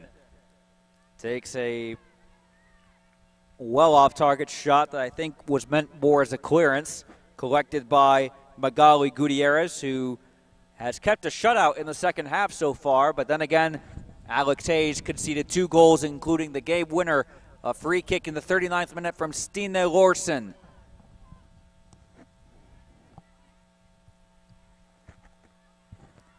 A one-time free kick from about 27 yards out. Looped it over the wall, over a jumping Hayes, and into the far corner of the net. Rodriguez heads this cross out. Griswold lost possession, gave it away to Linnea Lindmark. Ball was poked away from Lindmark, out for a corner kick. Georgia Gwinnett has not had a corner kick all match long. This will be Northwood's fourth. Lindmark to take. 3 players outside of the penalty box. Everyone but Hjalte in the attacking edge. And a foul committed on Northwood inside the box. Gutierrez's hand almost went up, almost immediately trying to get the referee's attention. Free kick awarded to the Grizzlies. They have 13 minutes to find an equalizer.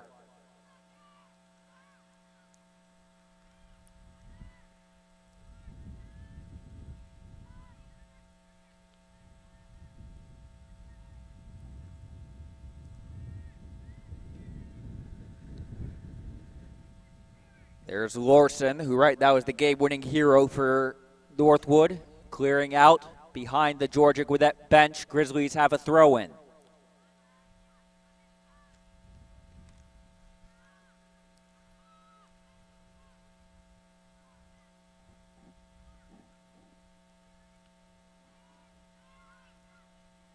Rodriguez almost ran over the ball trying to collect it, wins it back.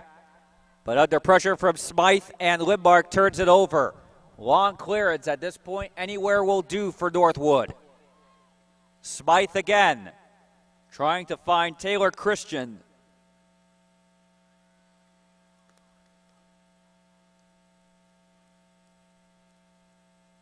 Christian with Egberg and Lindmark both waiting in the box.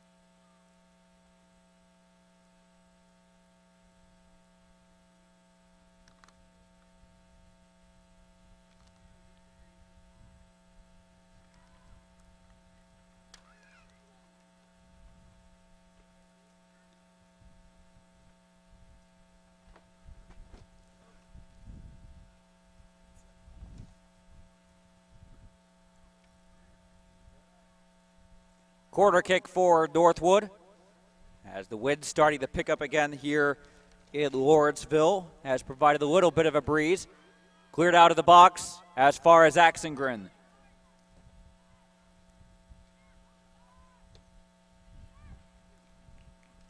Collected by Gutierrez.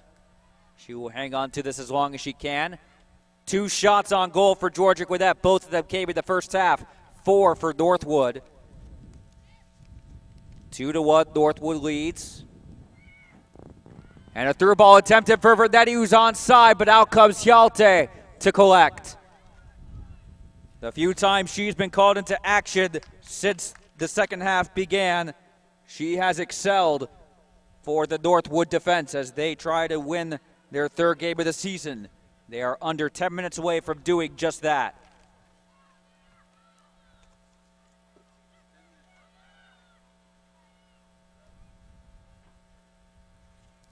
Georgia Gwinnett right now looking at a 1-1 Sunday here in Lawrenceville.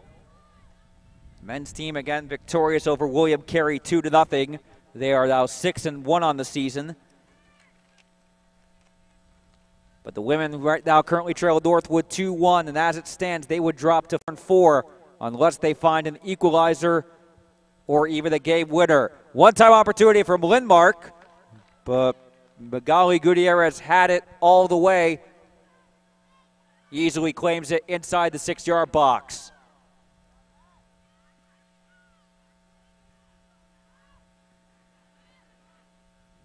Hjalte almost had a collision with a Gwinnett forward, Vernetti. Now a defensive throw-in taken by Christensen, and now we're going to see a plethora of substitutions in the 82nd minute. Throw in towards Lindmark. Helped on by Lindstrom. Out of bounds. And now we will see 4 new substitutes. 5 new substitutes for Georgia Gwinnett. So Aaron Wells is back for Northwood, replacing Linnea Lindmark. While Georgia Gwinnett sends on fresh legs to replace half of their outfield players, including the new substitutes Dominique Fletcher. She had an equalizer in the 17th minute. Can she get one in the final 7:45 here? Engberg.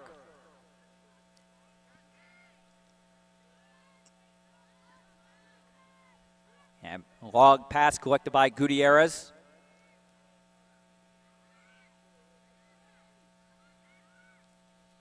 Headed out by Axengren.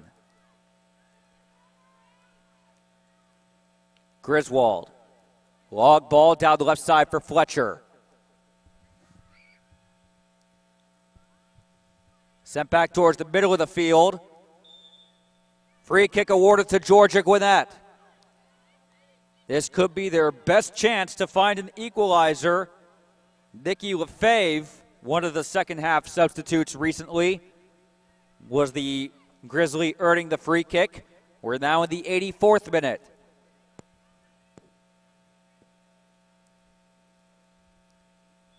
Free kick will be taken by Amy Moreland, the freshman from Gold Coast, Australia. In towards Griswold, headed by a Northwood defender, but it bounced right into the arms of the waiting goalkeeper, Matilda Hjalte. That was the most promising chance Georgia Gwinnett have had all second half.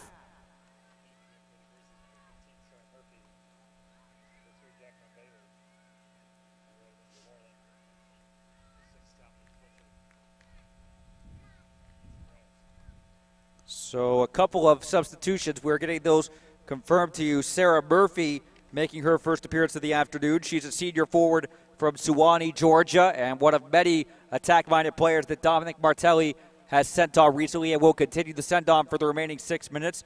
Also, Kenzie Gray, a junior from Lawrenceville, Georgia. As a long throw, it gets away from the oncoming Gutierrez. Wells got the header but couldn't direct it into the goal. Goal kick to the Grizzlies, and Martelli will make another substitution.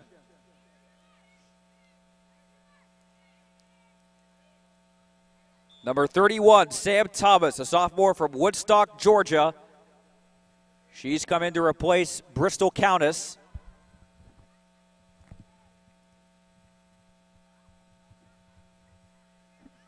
.520 and counting. Again, Gwinnett came from behind once back in the first half. They will need to do so again. They have just about 300 seconds to do so and force extra time and keep their 2-game winning streak alive and maybe improve it to 3 in a row.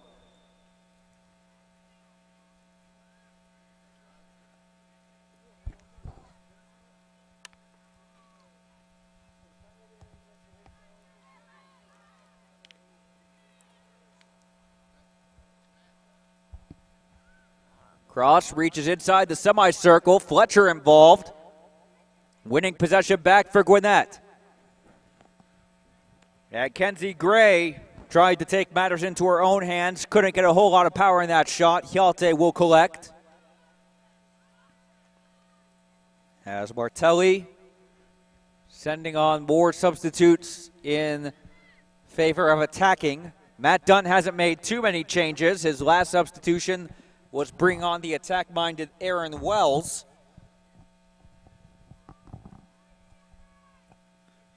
He's happy to let his 11 players play all 90 minutes.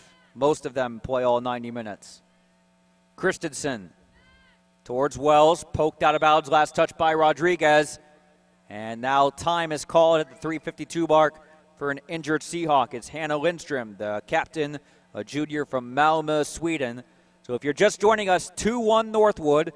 All 3 goals were scored in the first half. A second-minute goal from Johanna Engberg, her 4th of the season.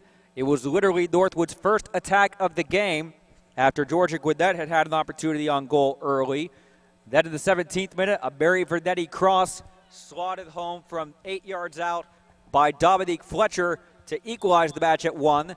And then in the 39th minute, 6 minutes to go before the break, Stine Larsen, the senior from Brabrand, Denmark, inserting a free kick into the back of the net past the jumping Alex Hayes. Those scored the second half. Georgia Gwinnett made a goalkeeper substitution at halftime. Magali Gutierrez replacing Hayes. Score has stayed at 2-1. Georgia Gwinnett unable to find that precious equalizer. And now have to go on defense with a Northwood free kick awaiting. And here is Larson, the game-winning hero as of now, to take the dead ball. Cross into the box, headed in! That could do it for the Northwood Seahawks.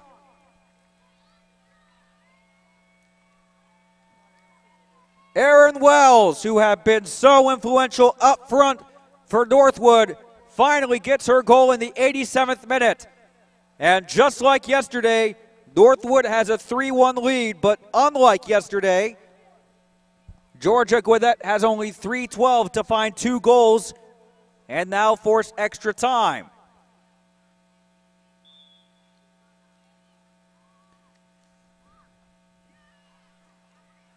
So as it stands, barring a miracle comeback in the final 3 minutes, Northwood will move to 3-4-2 on the season. They return home to West Palm Beach, Florida on Friday to take on South Carolina Beaufort, while Georgia Gwinnett will gear up for a trip to Brunel on Saturday. They will be at 4-4, again barring a major comeback here in the remaining 2.5 minutes of play. First regular season NAIA coaches polls due out this week. They will officially be released on Tuesday. Northwood was ranked 4th in the preseason. I'm not too sure they will remain in that number 4 spot after their 3-4-2 start, but certainly this does give them a bit of encouragement as their 2014 campaign goes on, as a free kick awarded just outside the box to the Seahawks. And by the time Larson takes this, we'll be under 2 minutes to play in regulation time.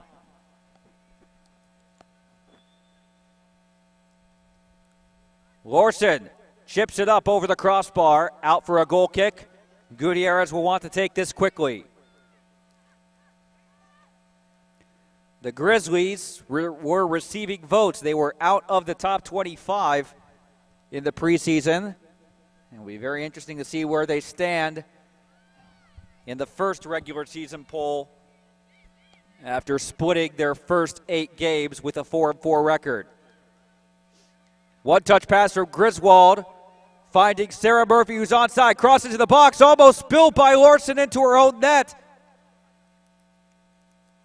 And Georgia Gwinnett was last to poke the ball away out of bounds. Hjelta will take the goal kick with just 1 minute remaining in regulation. 3-1 to Northwood. Goals from Johanna Engberg, Stine Larson, and Aaron Wells. Dominique Fletcher did get a 17th minute equalizer for the Grizzlies, but ever since that equalizer, it seemed that Northwood was more intent on scoring that second, what will prove to be a game-winning goal, as the clock stops at 40 seconds while the referee lines up the wall for this free kick to be taken by Griswold. Will we see some 90th minute magic from the Grizzlies?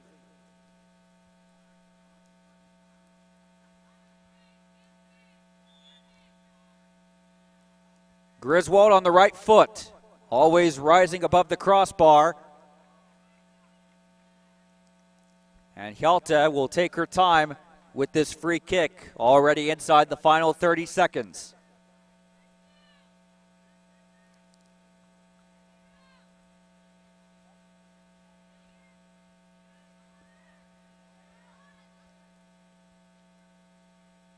Clearance out for a Northwood throw-in. As the final 10 seconds tick down, and Northwood will hang on for a win. The goal scoring began early in the match. A second-minute volley from Johanna Engberg past Alex Hayes. That lead lasted for only 15 minutes when Dominique Fletcher found the back of the net from a Mary Vernetti cross. But Northwood reestablished a lead in the 39th minute on a free kick from Stine Larson. And then after creating chance after chance in the second half looking for that insurance goal, they finally got that third goal in the 87th minute off a header from Aaron Wells. So Northwood takes this match 3-1, and Georgia Gwinnett goes 1-1 in today's doubleheader in this NAIA Game of the Week series presented by Turbo Sports. The Seahawks are now 3-4-2 on the season. They are next in action on Friday, back home against South Carolina Beaufort, while Georgia Gwinnett is 4-4 on the season. They are next in action at Brunel on Saturday, September 29th. Special thanks to the Georgia Gwinnett Sports Information and Athletic Department for their help today. It was a pleasure getting to know them and getting to work with them throughout this Sunday afternoon.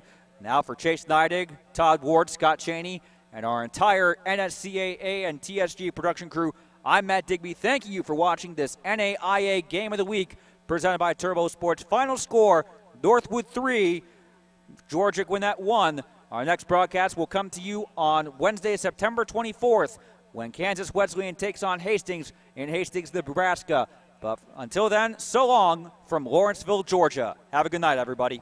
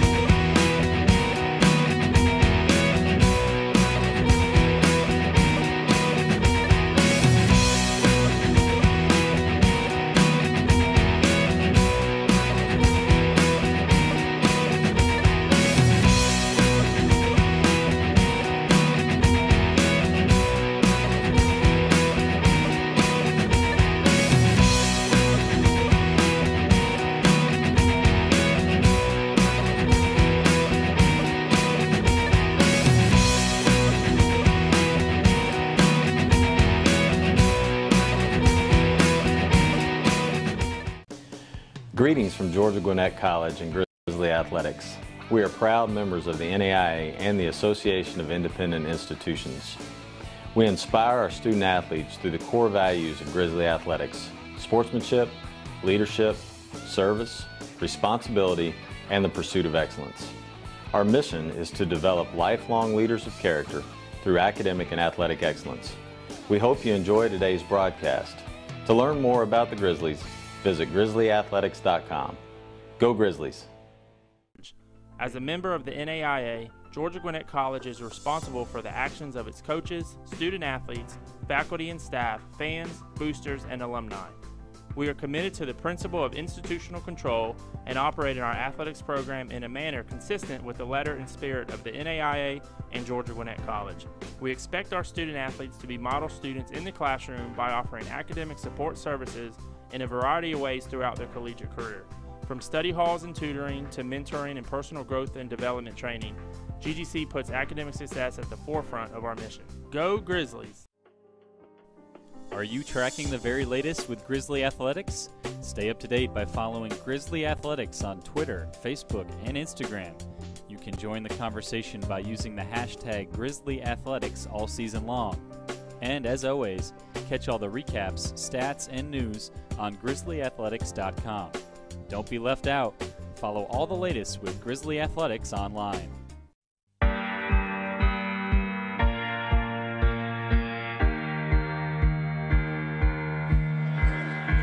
NSCAA convention to me is probably the best place to get any sort of education of a wide variety that you can go in the world.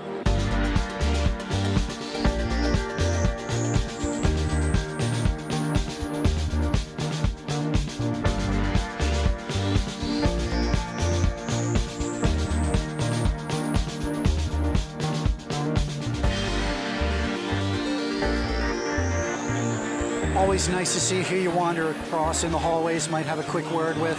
So I think it's exciting to meet youth coaches and high school coaches and even college coaches who are all really passionate about the sport. It's a learning experience. I think it's invaluable both from a coach standpoint and from an administrative standpoint.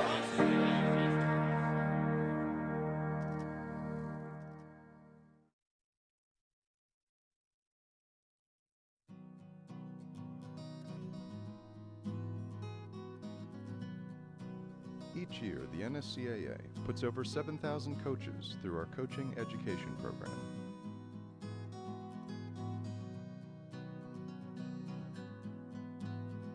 Youth, high school, and college coaches at all levels participate in the diploma courses.